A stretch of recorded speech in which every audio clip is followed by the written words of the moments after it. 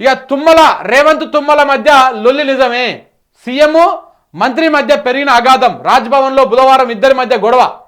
గురువారం మల్కాజ్గిరి సమీక్షకు తుమ్మల డుమ్మ. లొల్లి వల్లే హాజరు కాలేదంటున్న పార్టీ వర్గాలు. ఇది బేసిక్గా నిన్న మీటింగ్ జరిగింది.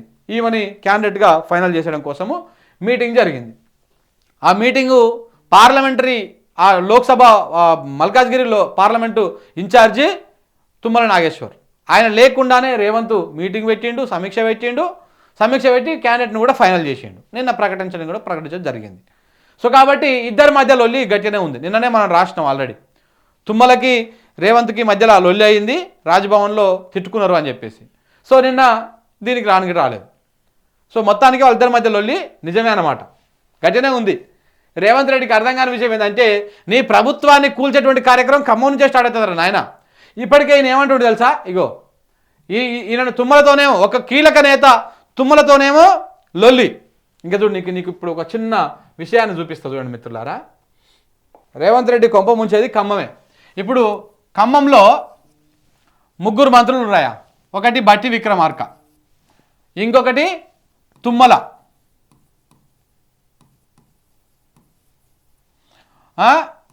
బట్టి విక్రమార్క తుమ్మల, ఇంకొకటి పొంగులేటి.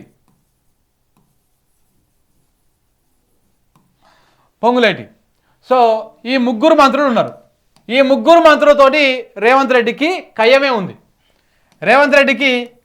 ఉంది. ఎట్లా అంటే బట్టినేమో అవమానపరిచిండు, బట్టిని కింద కూర్చోబెట్టి అవమానపరిచిండు. అది కావాల్చుకొని కింద కూర్చోబెట్టిందని చాలా లేటుగా అర్థం చేసుకుంది తెలంగాణ సమాజం కూడా. ఆయన కావాల్చుకొని అవమానపరిచిండు. అప్పటిదాకా ఆ అవమానపరిచే ముందు రోజు దాకా పేపర్లలో యాడ్స్ ఉంటాయి చూసినావా. ఆ యాడ్స్లలో బేసిక్గా అంతకు ముందుకు యాడ్లో బట్టి ఫోటో కూడా వచ్చేది. ముఖ్యమంత్రి, డిప్యూటీ ముఖ్యమంత్రి, డిప్యూటీ సీఎం ఇద్దరి ఫోటోలు వస్తుండే. మెల్లగా ఆయన ఫోటో కూడా తీసేసిర్రు. ఓన్లీ రేవంత్ రెడ్డి ఫోటో ఒక్కటే వేసిర్రు. అదైపోయిన తర్వాత ఇప్పుడు ఏకంగా ఆయనని కింద కూర్చోబెట్టి అవమానపరిచిండు. అంటే నీ బతుకు కిందనే బట్టి, మీరు కిందనే ఉండాలి, మీరు రెడ్లం కాబట్టి పైన ఉండాలని చెప్తా ఉన్నాడు అనమాట ఆయన. సో కాబట్టి అట్లా ఆయనతోటి కయ్యం కొనసాగుతూనే ఉంది. బట్టి పీకల్ లాంకున్నాడు రేవంత్ రెడ్డి మీద, ఇక తుమ్మల మనం ఆల్రెడీ 3 రోజులు చెప్తూనే ఉన్నాం. తుమ్మలకు రేవంత్ రెడ్డికి అస్సలు పడతలేదు, ఇద్దరికి పడతలేదు. మొన్న రాజ్భవన్లో అంతకుముందు ప్రెస్ మీట్ పెట్టి కేసీఆర్ను రండాన్ని తిట్టినప్పుడు తుమ్మలనే మొదటిసారి వ్యతిరేకించినోడు. ఎందుకంటే జర వయసులో పెద్దోడు, జర అనుభవజ్ఞుడు, చంద్రబాబు టైం నుంచి కూడా మంత్రిగా పనిచేస్తున్నాడు, కేసీఆర్ దగ్గర కూడా మంత్రిగా పనిచేసినాడు. కాబట్టి అరే ఏం మాట్లాడతారో పిల్ల బచ్చగాని లెక్క, ఏది పడుతుంది మాట్లాడకు, ఇజ్జత్ పోతుంది, ప్రజలు తుప్ప ఉంచుతారు అని చెప్పేసి ఆయన ఏదో క్యాబినెట్లో అన్నాడంట. ఆయన అనగానే నువ్వేంది నాకు చెప్పేదని ఈయన అన్నాడంట. చల్ నువ్వేంద్ర బచ్చగాను అని చెప్పేసి ఆ క్యాబినెట్కి వెళ్ళి బయటికి వెళ్ళి వచ్చిండు. సో అట్లా ఆ రోజు నుంచి ఇప్పటిదాకా తుమ్మలకు రేవంత్ మధ్య అగాధం కొనసాగుతూనే ఉంది, లొల్లి నడుస్తూనే ఉంది. నిన్న రాజ్భవన్లో, నిన్న ఈ మీటింగ్కు డుమ్మ కూడా. సో ఇట్లా ఈయనతోని కూడా తుమ్మలతోని కూడా సఖ్యతగా లేడు. ఇక పొంగులేటి కూడా దాదాపు ఒక 9 మంది ఆయన వెనకాల ఉన్నారు బ్యాచ్. పొంగులేటికి 9 మంది ఎమ్మెల్యేలు ఉన్నారు.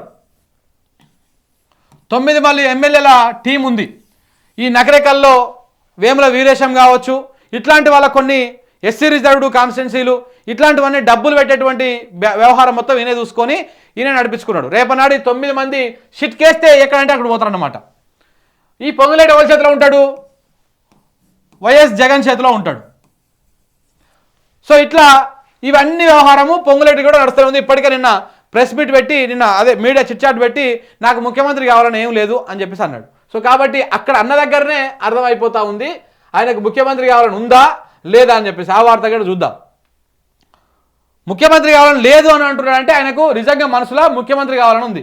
నాకు సీఎం కావాలని లేదు, నేను బీజేపీతో టచ్లో లేను, కాంగ్రెస్లో నెంబర్ 2 కాదు, నా దగ్గర పండ్లున్నాయి, పండ్లున్న చెట్టుకే రాళ్ళ దెబ్బలు. మొన్న గేట్లు తెరిచామన్న సీఎం రేవంత్ రెడ్డి, నిన్న ఇంకా గేట్లు తెరవలేదన్న మంత్రి పొంగులేటి. సో ఇవాళ రైతు బంధు ఇస్తామని ప్రకటన మీడియాకు దావత్ ఇచ్చి ముచ్చటించిన మంత్రి గారు ఏం చెప్పారంటే, ఈయన నేను నెంబర్ 2 కాదు, నేను నెంబర్ 1 కోసం ప్రయత్నాలు చేస్తా ఉన్నాను ఇండైరెక్ట్గా చెప్పాడు అనమాట ఆయన.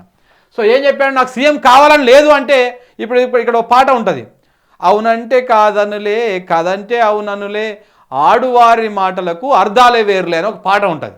అంటే ఈ ఆడువారు అనమాట, వీళ్ళు ఆడవాళ్ళు కాదు, ఆడువారు. ఈ ఆడించేటువంటి వారు రాజకీయంగా ఆటలు ఆడేటువంటి వారు, వీళ్ళ మాటలకు అర్థాలు వేరే ఉంటాయి. సో కాబట్టి ఈ ఆడేటువంటి వాళ్లకు మాటలు వేరే ఉంటాయి. కావాలని అంటే లేదని, ఉందని, ఉందంటే లేదని, లేదంటే ఉందని. సో ఈ విధంగా నాకు కావాలని లేదు అంటే నువ్వు ముఖ్యమంత్రి కావాలని ఉందని. సో కాబట్టి రేవంత్ రెడ్డి ప్రభుత్వాన్ని కూలిస్తే గెలిస్తే ఎవడు కూల్చాలి?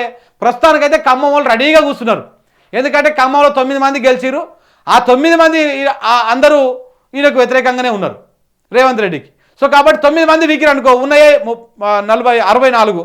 64కి వెళ్ళి ఇప్పుడు ఒకరిని బీఆర్ఎస్ అని తీసుకున్నారు, 65 అయినాయి. అల్లకెళ్ళి 9 పోయినాయి అంటే గోయిందా గోయిందా, రేవంత్ రెడ్డి సర్కారు గోయిందా, కథమే. ఇక అప్పుడు ఏముండదు, బీజేపీ ఇట్లా చూస్తూ ఉన్నాడు, అది గూలంగానే ఆల్చం లేదు ఇప్పుడు వీళ్ళకు, వెంటనే బీజేపీ సర్కారు ఏర్పాటు చేద్దామని. సో కాబట్టి ఈ విధంగా ప్రభుత్వాన్ని కూలిస్తే గెలిస్తే వీళ్ళు కూలుస్తారు. ఎవరు? ఖమ్మం వాళ్ళు, లేకపోతే మా నల్లగొండోళ్ళు, ఇద్దరే కూల్చేటిది.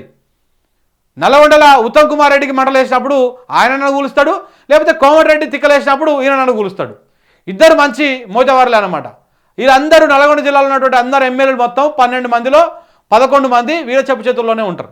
సో కాబట్టి ఎట్టి పరిస్థితుల్లో కూడా ఆయన ప్రభుత్వాన్ని టచ్ చేసేది గీళ్ళే. కాబట్టి రేవంత్ రెడ్డికి భయం అంటూ ఉంది అంటే సొంత పార్టీ వాళ్ళతోటే, అంతకు మించి ఇంకొక వర్డ్ తోటి లేదు.